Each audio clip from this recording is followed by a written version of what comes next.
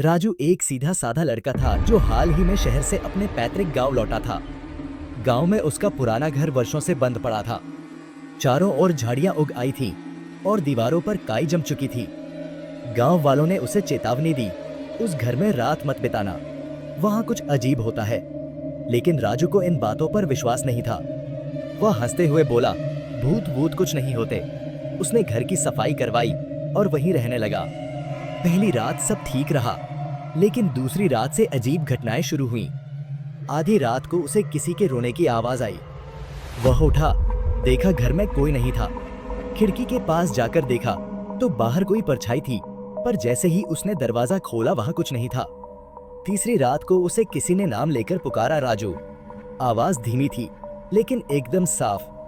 वह डर गया और दरवाजा बंद करके बत्ती जला दी, मगर बत्ती बार बार झपकने लगी। अचानक दीवार पर एक खून से लिखा संदेश उभर आया, तू बच नहीं पाएगा। राजू डर के मारे कांपने लगा। वह गांव के पुजारी के पास गया। पुजारी ने उसे बताया कि उस घर में सालों पहले एक औरत ने आत्महत्या कर ली थी। उसका नाम कमला था। पति ने उसे धोखा दिया था और वो दर्द में जलकर मर गई थी। मरते समय उसने कसम खाई थी, जो भी इस घर में रहेगा चैन से नहीं जी पाएगा। पुजारी ने राजू को घर छोड़ने की सलाह दी, पर राजू जिद्दी था। उसने सोचा, मैं डर से भाग नहीं सकता। चौथी रात राजू ने कमरे में कैमरा लगाया ताकि देख सके कि क्या होता है। आधी रात को फिर वही आवाजें आने लगी, राजू मुझे जलाया गया था, अब तुझे जलाऊंगी। कमरे का तापमान अचानक गिरने लगा। फर्श पर राख की बू फैल गई। कैमरे की स्क्रीन पर एक सफेद साया दिखने लगा, बिखरे बाल, जले हुए चेहरे की चमड़ी टपक रही थी। अगली सुबह राजू का कोई पता नहीं चला। लोगों ने उसके कमरे का दरवाजा तोड़ा, अंदर सिर्फ राख और कैमरा पड़ा था। कैमरा चल रहा था।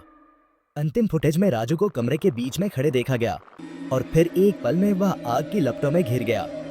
कोई था जो उसे पकड़कर जला रहा था, मगर कैमरे में सिर्फ परछाई दिख रही थी। गांव वाले कहते हैं उस घर से अब भी हर अमावस्या की रात कोई और। राजू के गायब हो जाने के बाद उसका घर फिर से वीरान हो गया। गांव वाले उस रास्ते से भी गुजरने से डरते थे। लेकिन कुछ हफ्तों बाद शहर से एक शोधकर्ता डॉ. स्वाति उस गांव में आई। उसे रहस्यमयी घटनाओं और परमाणुवैज्ञानिक शक्तियों पर रिसर्च करने का शौक था।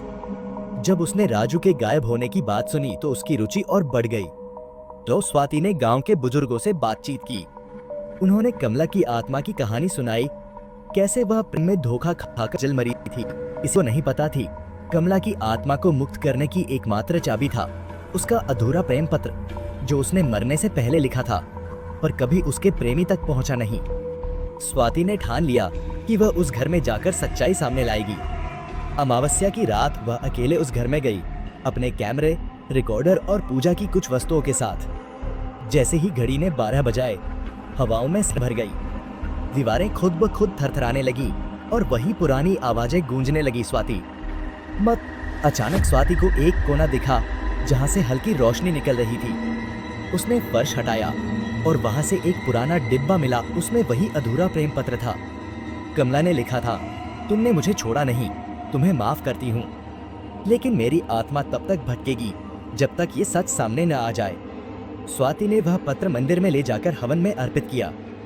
जैसे ही पत्र अग्नि में समाया, हवाओं में शांति फैल गई। रात भर घर में कोई चीख नहीं गूंजी। पहली बार वर्षों में वो हवेली शांत थी। गांव वालों ने अगली सुबह देखा, उस घर की दीवार पर अब खून नहीं बल्कि फूलों का याद कहा हो। लेकिन स्वाति के कैमरे में आखिरी रिकॉर्डिंग में एक हल्की सी फुसफुसाहट अब भी कैद थी।